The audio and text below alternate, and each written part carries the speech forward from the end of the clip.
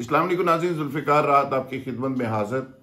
नाज़रीन, आज 3 अहम मौज़ूआत हैं जिस पर मुख्तसरन बात करना चाहूँगा, लेकिन बात को आगे बढ़ाने से पहले एक रिक्वेस्ट है कि जिन दोस्तों ने अभी तक मेरा चैनल सब्सक्राइब नहीं किया उनसे दरख्वास्त है कि वो सब्सक्राइब कर लें ताकि बर वक्त आपको नोटिफिकेशन मिलता रहे।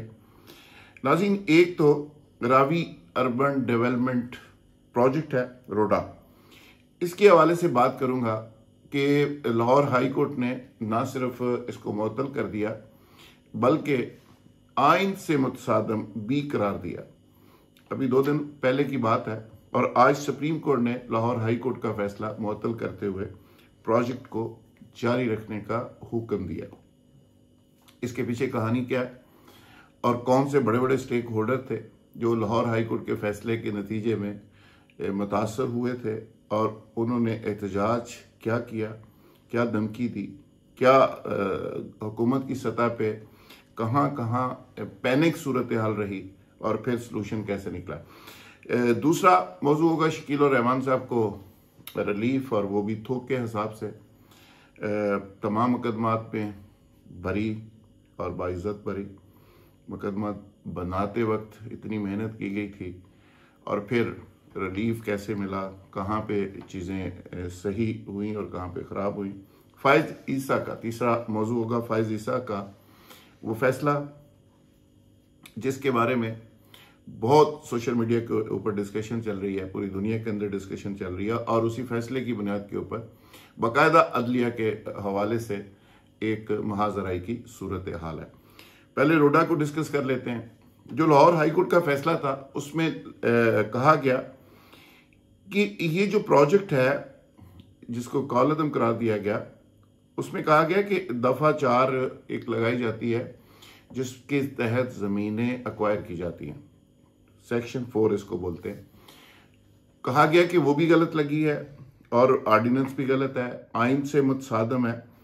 और इसमें वजाहत ऑर्डर में ये दी गई कि मास्टर प्लान के बगैर बनाई गई कोई भी स्कीम, कोई भी इस तरह का प्रोजेक्ट वो गैर कानूनी होता है, गैर आइनी होता है। और दफ़ा 4 सेक्शन 4 का जो ऑर्डर निकलता है जिसके तहत लोगों की ज़मीनें, किसानों की, लोगों की ज़मीनें एक्वायर की जाती हैं, फिर गवर्नमेंट को इख्तियार मिलता है उस प्रोजेक्ट को कि इंतज़ामिया, डिप्टी कमिश्नर, मजिस्ट्रेट जाके ज़मीन को एक्वायर कर सकते हैं।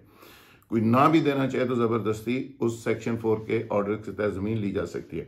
तो इसमें कहा गया कि सेक्शन 4 के आर्टिकल 144A से मुतसादम है क्योंकि इसका मास्टर प्लान नहीं है। लीगल फ्रेमवर्क जिस प्रोजेक्ट का ना हो उस प्रोजेक्ट को शुरू नहीं किया जा सकता। अच्छा, ये तो मौक़िफ़ था लाहौर हाई कोर्ट का। आज सुप्रीम कोर्ट ने इसी के ऊपर हुकूमत की अपील को सुना और उसमें एडवोकेट जनरल पेश हुए। जस्टिस एजाजुल एहसन साहब ने केस का, और उसके साथ जस्टिस मुजाहिर नकवी साहब थे। एडवोकेट जनरल पंजाब वहाँ पेश हुए और उन्होंने अपने तौर पे वजाहत की, लेकिन वहाँ पे जो माहौल ओवरऑल रहा, जस्टिस एजाजुल एहसन साहब बहुत नाराज़ हुए। उन्होंने कहा कि आप लोगों की ना कोई तैयारी है, ना आपको इशू का पता है, ना सब्जेक्ट का पता है, कानों में बातें हो रही हैं और आप लोग किस तरह उठा के ले आते हैं। तो खैर एक लंबी कहानी है। उसमें पंजाब गवर्नमेंट ने कहा एडिशनल एडवोकेट जनरल की मुआवनत से कि 342 मालकान जिसमें 95% जिनको अदायगी हो चुकी है और वो उनमें से किसी ने कोर्ट से रजू नहीं किया, वगैरह वगैरह इस तरह की वजाहतें की। और उन वजाहतों के बाद एक फार्मेलिटी पूरी करने के बाद सुप्रीम कोर्ट ने इस प्रोजेक्ट को दोबारा से शुरू कर दिया। यानी जो लाहौर हाई कोर्ट के ऑर्डर के नतीजे में मुअत्तल हुआ था उस प्रोजेक्ट को दोबारा करने का हुक्म दे दिया। अब मैं इस पे जो बात करना चाह रहा हूँ कि ये प्रोजेक्ट 19-20 बिलियन डॉलर का प्रोजेक्ट है।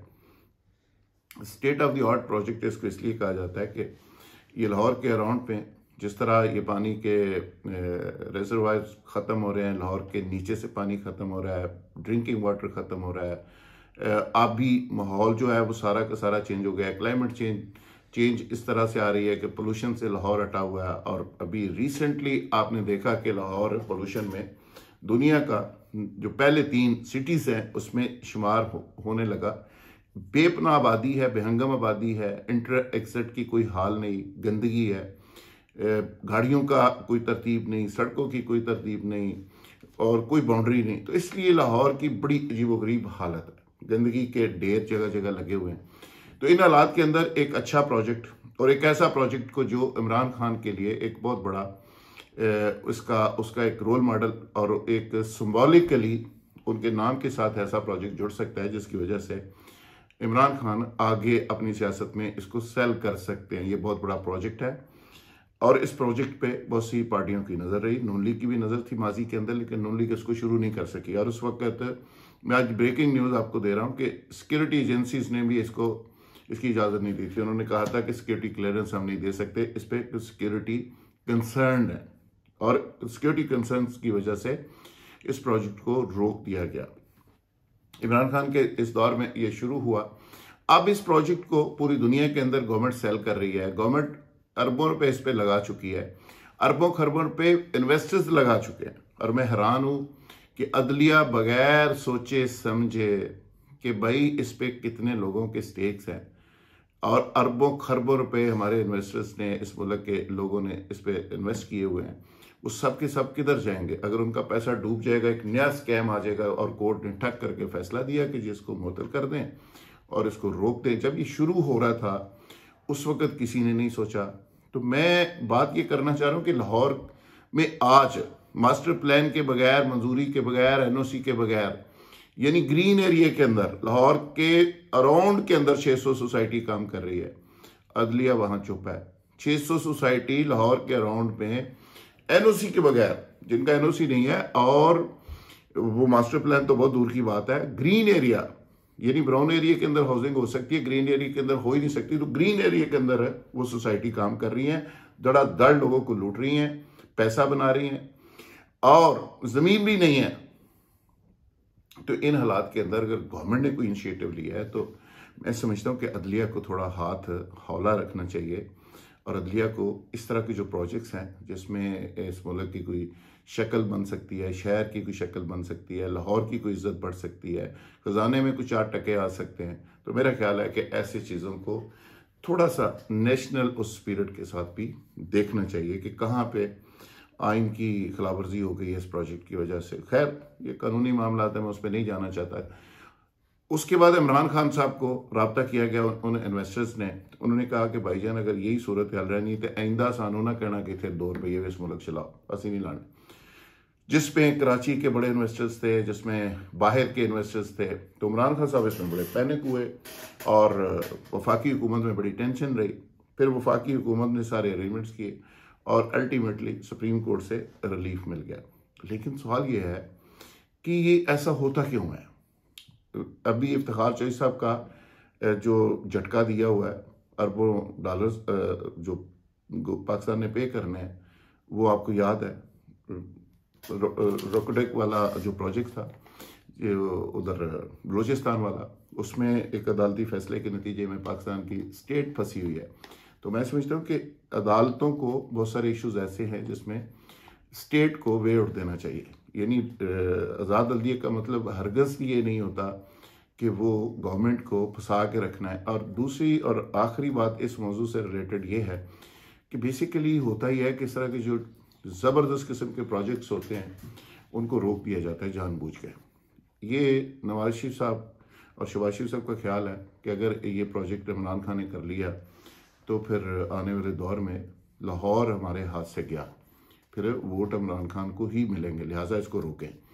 तो इसमें से कुछ लोगों को इस चीज़ की बू आ रही है कि ये मैनेज करके इसको रुकवाने की कोशिश की गई है लाहौर हाई कोर्ट से, ताकि ये प्रोजेक्ट डिले हो जाए। जिस तरह कभी शहबाज शरीफ का प्रोजेक्ट जो था, बसों वाला प्रोजेक्ट, ट्रेन वाला प्रोजेक्ट, ये सिग्नल फ्री रोड, उनको भी ऐसे ही स्टे के जरिए रोक दिया जाता था, उसमें भी यही कहानी होती थी। तो ये भी बड़ी बदकिस्मती है कि एक प्रोजेक्ट को आप रोकते हैं, 6 महीने के लिए रुक जाए तो उसकी कॉस्ट डबल हो जाती है, वो गवर्नमेंट को बियर करनी पड़ती है, रियासत को बियर करनी पड़ती है। तो सियासत ज़रूर करें, लेकिन उसमें मेरा ख्याल है कि ये चीज़ खुदा के लिए छोड़ दें कि रियासत के ऊपर इतना बोझ आ जाए और ज़ाती आपकी जो लड़ाइयाँ हैं उसको इस तरह ना लेके जाएं कि दूसरे के जो प्रोजेक्ट्स हैं, पब्लिक इंटरेस्ट के प्रोजेक्ट्स, उसको भी रोकने में लग जाएं। अच्छा, अब आते हैं फाइज ईसा साहब के फैसले के हवाले से। फाइज ईसा साहब का जो फैसला है उस पर इख्तलाफी नोट भी एक है, लेकिन बहरहाल वो डिस्कस हो रहा है। ईसा साहब का फैसला, इसमें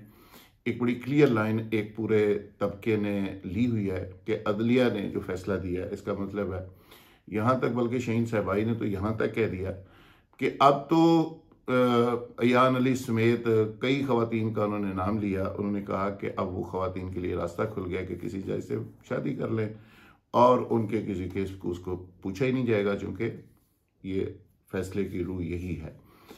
तो इस तरह एक तरफ इस तरह के तबसरे हो रहे हैं, दूसरी तरफ फाइज ईसा साहब के जो डाई हार्ड लोग हैं, बड़े सुसाइडर किस्म के, वो दूसरों की क्लास ले रहे हैं। तो एक तरह जुडिशल के अंदर भी बिल्कुल तकसीम जुडिशरी के अंदर नज़र आ रही है, अवाम के अंदर भी स्प्लिट नज़र आ रहा है। सुप्रीम कोर्ट एसोसिएशन जो है वो कुछ तरह से बात कर रही है, पंजाब की जो वकला एसोसिएशन हैं वो किसी और तरह से बात कर रही हैं। तो इस पर एक बड़ा कन्फ्लिक्ट क्रिएट हो गया कि अदलिया का एहतसाब नहीं हो सकता, बाकी सारे सेगमेंट ऑफ सोसाइटी का एहतसाब होगा। तो मुझे लगता है कि आने वाले दिनों में जो इमरान खान साहब का बयानिया था, एक इस सारे मामले से एक तो बयानिए का जनाजा निकल गया, तो अभी दोबारा से पूरी स्टेक होल्डर्स को बैठना पड़ेगा कि एहतसाब किसका हो सकता है, किसका नहीं हो सकता।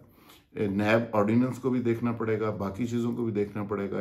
यहाँ तो इस मुल्क के अंदर तो अपने अपने शहीद होते हैं, अपने अपने गाजी होते हैं, अपने अपने नारे होते हैं और अपने अपने अब एहतसाब भी हो गए हैं और अपने अपने बयानिए भी हो गए। तो अब पूरी कौम को, बल्कि कौम के जो वाली वारस और स्टेक होल्डर्स हैं इस रियासत के, उनको सोचना पड़ेगा। बल्कि फौज भी कल को कह सकती है जी साड़ा भी एहतसाब कौन करेगा जी, साड़ा तो अपना मैकेनिज्म मौजूद है फौज के अंदर, सानू कौन पूछ सकता है। तो अदालतों को अल्टीमेटली वो भी कहेंगे कि हम नहीं मानते, अदलिया किसी और एहतसाब को नहीं मानेगी, फिर नैब कहेगी कि हम तो मुनसब है पूरी कौम के, नैब के किसी अफसर को कोई कौम पूछ सकता है। तो सियासतदान कहेंगे भाई हमें क्यों पूछा जा रहा है, हमारा क्या कसूर है।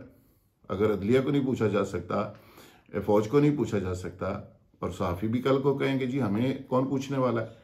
तो ये एक ऐसा कन्फ्लिक्ट क्रिएट हो गया कि जिस पे मेरा ख्याल है पाकिस्तान के स्टेक होल्डर्स को बैठना पड़ेगा, और सुप्रीम कोर्ट के जो वाली वारिस हैं, चीफ जस्टिस हैं, उनको भी इस पे कोई वजाहत मेरा ख्याल देनी चाहिए, ताकि ये जो कंट्रोवर्सी क्रिएट हो रही है जुडिशरी के एंड के ऊपर, ये ख़त्म होनी चाहिए।